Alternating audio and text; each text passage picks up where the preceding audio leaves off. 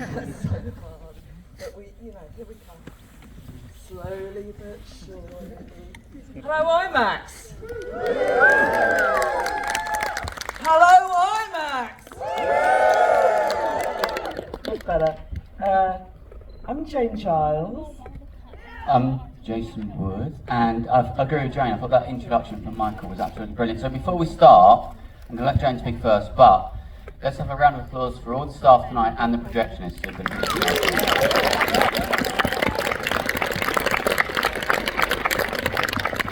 We are the co-programmers of the Scala season. Curators is the preferred Programmers, co-programmers of the Scala season, which has been screening at the BFI South Bank the entirety of January, and it's been an absolute blast. So we thank the BFI for doing this. It's been great.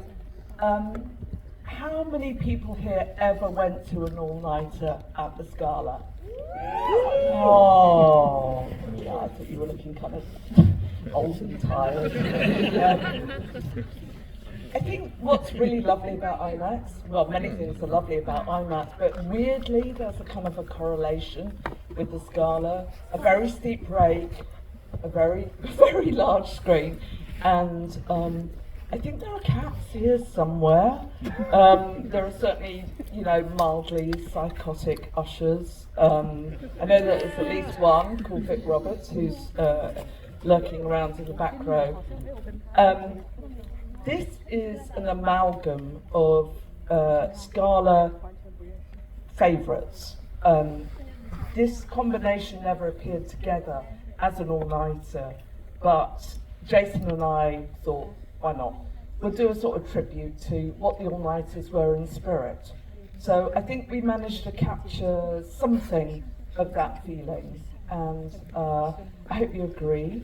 The Scala audience were very, very, very badly behaved on all-nighters, but we're not going to do that to the BFI IMAX staff, are we?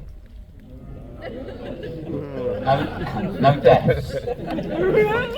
Yeah, if you get chest pains, then alert the management. So I'm going to pass over to Jason now. Thank you, Jane. So how many of you have seen the Scala doc? Yeah, so huge credit to Jane Giles and Ali Patrol, the directors of the doc. I want to say I work with the BFI, but the BFI has released a documentary. It's surpassed all their expectations. It's been a real critical and commercial success, and I could not personally be prouder of being involved in the release of the film and this season. So we're very, very pleased. The season has also been an incredible success. You shouldn't judge things on money, but it has made a lot of money. But more importantly, it's brought a lot of young people in to see films that they might not ordinarily get to see on the screen. And I think that anything that does that and takes people on a lifelong journey with a whole kind of cavalcade of different types of cinema is what we're really here to do. And I think it's really hit home in that regard. With regards to all-nighters, those of you who have seen the Scala doc will know that the purpose of all-nighter really is somewhere cheap to sleep for the night. A lot of rock bands used to go to Scala all-nighters. I used to go to the Scala, and a lot of rock bands used to go to Scala all-nighters and sleep for not very much money. So it's okay to fall asleep. It's okay to dream. There's a great story in the Scala doc where Ben Wheatley talks about going to see Terminator at the Scala and falling asleep as the being awake, the credits start, and he wakes up just as the end credits coming on screen. And it's kind of okay to do that. Probably don't, because we've got some great films screening tonight. The other thing that we've done, and this is very, very special, we've arranged a kind of immersive experience for you. So when you come out of here at 8:30 in the morning, or whatever it is, it will be like King's Cross in the 1980s. You're going to emerge into kind of piss-stinking alleyways. It's going to be cold. You're going to be a little bit frightened. And you're not really going to know where you're heading for the tube. So that's our gift to you. You'll think you're in Tarkovsky's Stalker without the shop that sells beer. So enjoy that. So the films tonight, as you know, you've got American Werewolf in London, which I got the tube here, and I can't get the tube without thinking of the tube sequence. Is it a comedy? Is it a horror? It's a homedy. So enjoy American Werewolf in London. We've got 2 films from Jack Arnold, Creature from the Black Lagoon, one of the great creature features and a huge influence on Guillermo del Toro.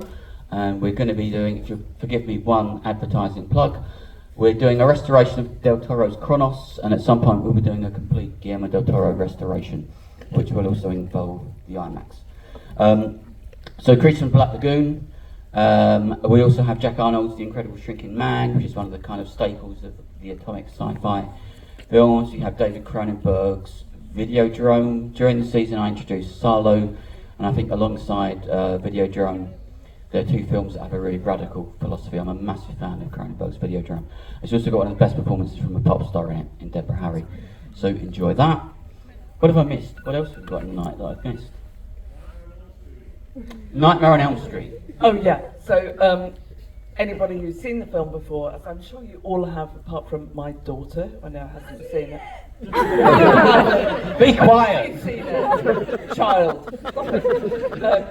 Anyway, so you'll know it's about the challenge of not falling asleep. So we put this film at the end of our lineup for obvious reasons. Yeah.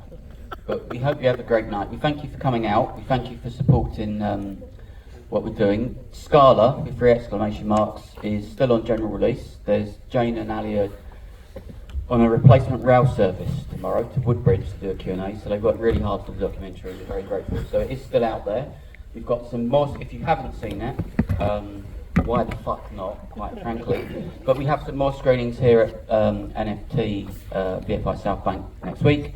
It is still touring, but you can also buy a Blu-ray and you can watch it on our BFI player. So I think that's all we need to do, isn't it? Yes. Enjoy. You can, yes, enjoy. Thanks very much. Thanks for coming out.